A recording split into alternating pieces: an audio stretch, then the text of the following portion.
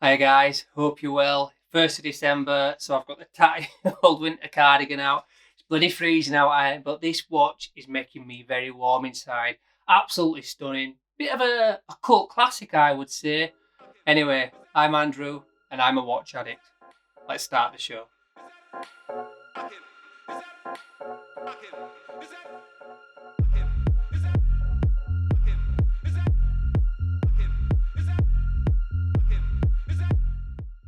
Right, so first of all, I want to say a big thank you to Francis and GAYE Jewelers. They're absolutely splendid human beings. They send me these watches in for review. I couldn't thank them enough. And actually, they have got a ton of great watches. Head over to their website and get yourself an absolute bargain. Right, so I just wanted to say a big thank you to them, to be honest, because I'd have nothing to talk about all day otherwise without the watches. So, top guys, I really appreciate it. Right, what we're talking about today, we are talking about the stunning TAG Monaco. I've always loved this watch from afar, and TAG get a lot of hate, don't they, on Instagram and Facebook. Oh, they've done this, they've done that. They had a bad period through the 90s. But for me, TAG was one of the first luxury brands that I'd ever heard of. Granted, now, 30 years later, I appreciate they're an entry-level luxury brand. But most people in the world are not watch addicts, and they see TAG as a luxury brand. And TAG was one of the first brands I'd heard of, along with Casio and Rolex. So TAG have been in my life for a very long time. I have owned a couple of aqua races in the past and absolutely loved them. And even the guys that hate TAG, they really diss TAG, they don't like TAG because they're watch snobs, they still have a little piece of them that'll go, actually, but the Monaco's okay. So yeah, even staunch TAG haters love the Monaco, and once I've had it in hand for the first time, I can totally see why. It's an absolutely stunning watch. It was first created in 1969, and it was the first automatic chronograph on the market. That was a first for TAG Heuer, although it wasn't just Heuer, it was Breitling, Buren, and Dubois de Praz, I think it's called. I've totally butchered that, I know. So 4 companies in secret came up with the first ever automatic chronograph, and this was in this, it was in the Octavia, and it was in something else in TAG's lineup as well. So it was across the board. But what made this watch really special was the fact that it was in the movie Le Mans. Now, you're going to have to be of a certain vintage yourself to remember the movie, and even Steve McQueen, because he was a very cool actor, but it's a long time ago now. But this is what made the watch. So in 1970, he was the actor in the movie Le Mans, and he was accompanied and coached by a Swiss driver called Joe Safir, I think his name was, or something. And he was coaching and stunt driving for Steve McQueen, and he was a TAG ambassador at the time, was this racing driver. As it happened, that the legend has it that Jack Heuer bought the Monaco on to set, and Steve McQueen loved it so much that he wore it in every scene. I've also read online, to be fair though, that there were just happened to be 3 Monacos on set, and they needed 3 watches for the movie, 1 to wear, 1 for stunts, 1 for spare. And of all the tags that they had on this set for movies, they only had 3 Monacos. So swings and roundabouts about how the legend happened, but Steve McQueen did wear the watch, and it did become a massive cult classic, and I think it stood the test of time. It's a very unique design. It's the first square watch as well that was ever waterproof. Fair enough, but it's exactly a claim to fame, is it? But before that, square watches were difficult to waterproof for some reason, and that's why you only ever saw them in dress watches by all accounts. A little bit of watch wisdom for you guys. So in 2019, that was their 50th anniversary, and they brought out 5 different versions to echo each deco. A bit artsy-fartsy is that, in it, to be fair. But yeah, and obviously it's named after the Monaco Grand Prix, but it wasn't until 2011 that they became the official partner of the 2011 Grand Prix. So a little bit of stats there for you. It's quite interesting. And actually, it's only a 38mm watch. It does look bigger. It certainly weighs bigger, maybe like a 42. But yeah, it's a square, true square 38mm watch. Previously, it was a rectangle because it was 38 and then 40, I think it was previously. So yeah, it's 38 by 30, which is great, but corner to corner, that's actually 50mm. So yeah, it's quite a big watch, but ultimately it wears like a 42. It's only 12mm thick, so it's not too bad. And actually, I wouldn't say it is a an everyday watch because it's quite a statement piece. You know, you could wear it a couple of days for work. You could definitely wear it for a meal out or a night out, and it'd look the business. The crystal really reflects light really nicely. Absolutely stunning piece. And the micro adjustment clasp is so simple. I don't know why more watch manufacturers don't take advantage of it. Anyway, guys, enough of me blabbing on. Turn the camera around and have a closer look at this bad boy, because you know what? I really, really like this. Look at that.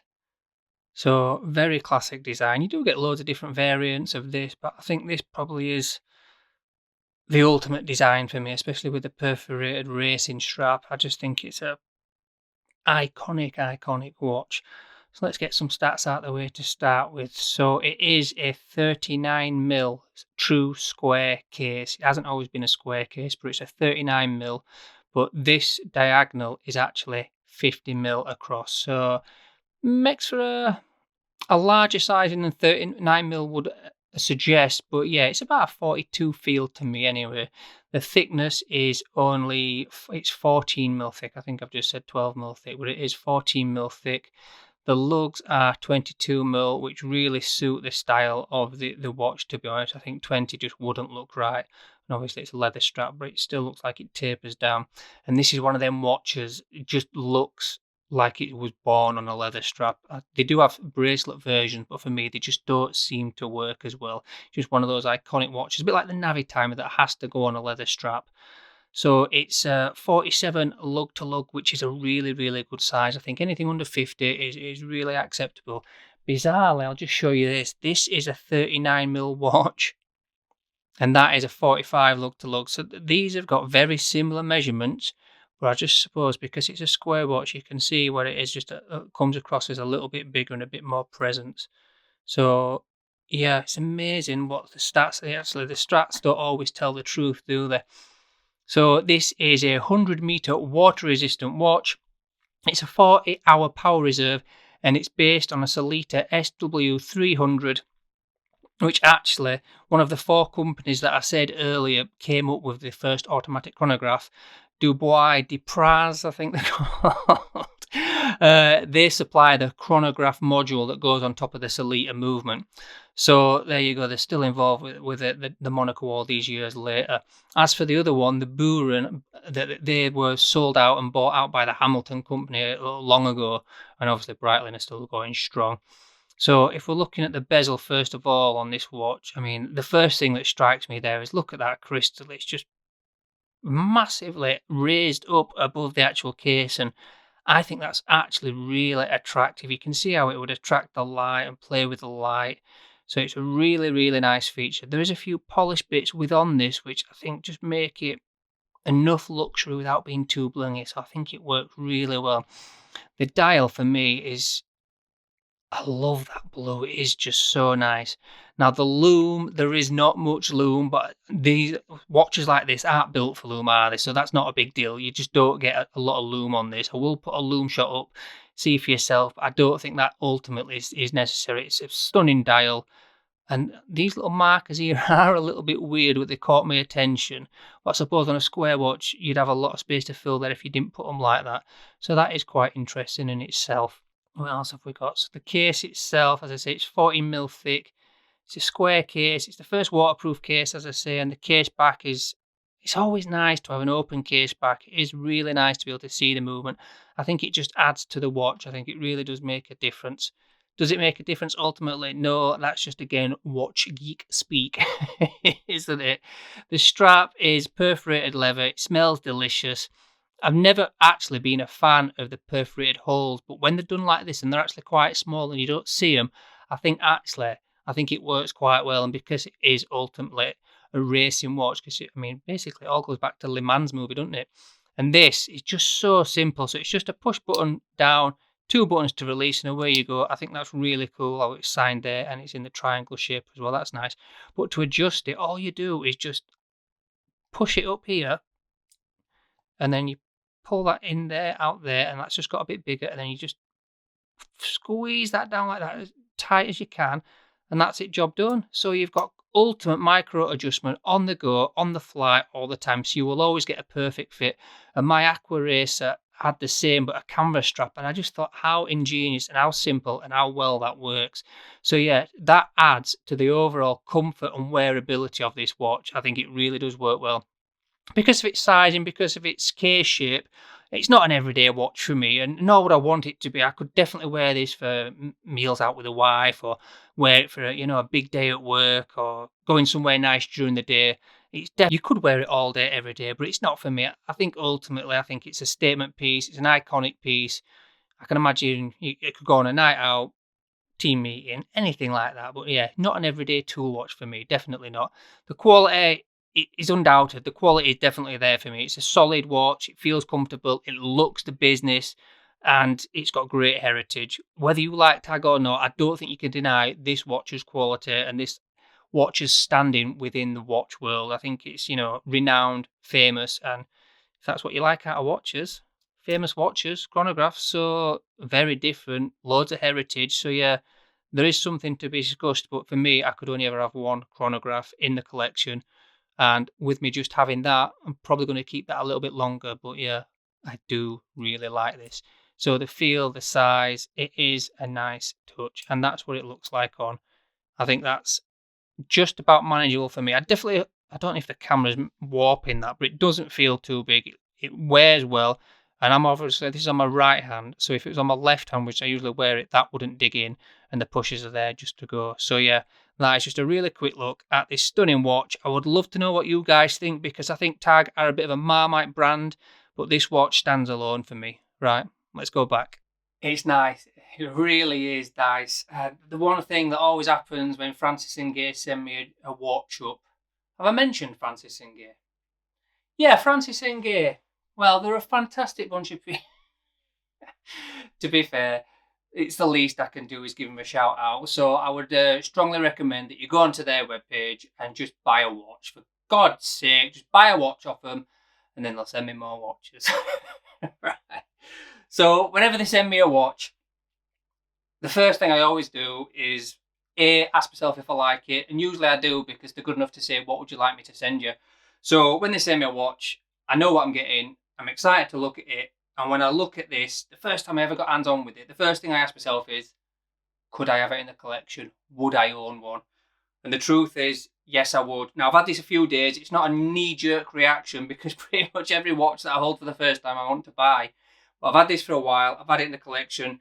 I've had it on the leather strap, and I've worn it on a semi-regular basis, just knocking around the house, getting used to the weight, the size, the feel, etc. And I could definitely have it.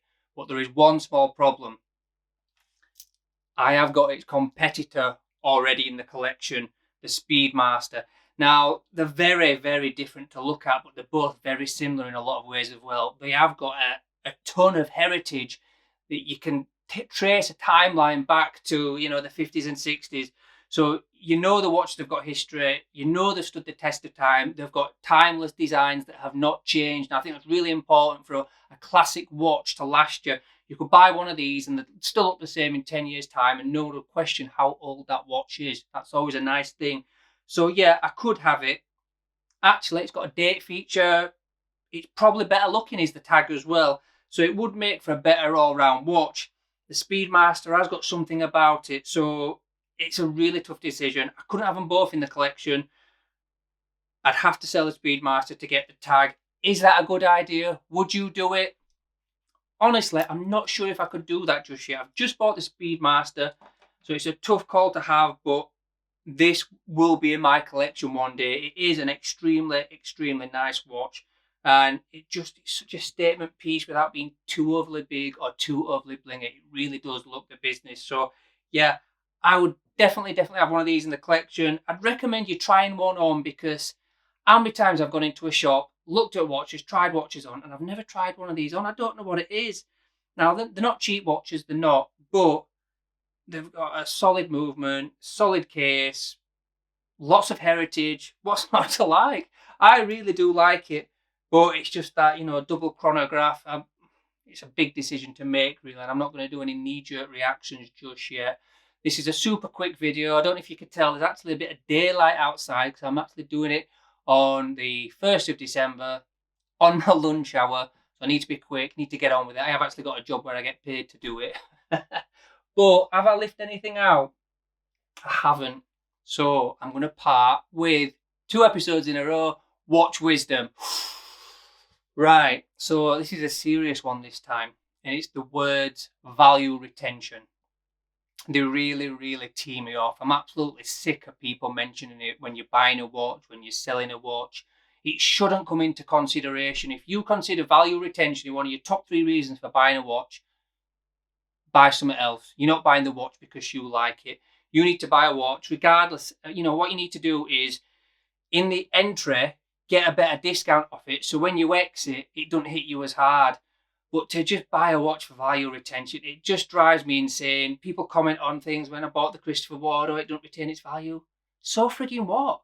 I haven't bought it because I'll be able to sell it and make a profit. That's not what buying watches is about. That's not what collecting watches is about. So if you do it, stop it now. Don't mention it to me again. I'm absolutely sick of it. I think it's actually ruining the watch community to a certain degree because people just talk about it way too often. It should be the last thing on your mind when you're buying a watch. Buy a watch because you love it and you think, oh, yeah, I want that on my wrist, in my collection. Don't get me wrong, it's nice when you sell a watch and you don't lose money, but please, I've lost loads of money on watches because I've bought what I wanted at the time and I've enjoyed them. So yeah, value retention is ruining the watch community. Don't be that person. Don't talk about it. Right, guys. I hope you enjoyed it. Just a quick video today. Over and out. I'll see you in the next one.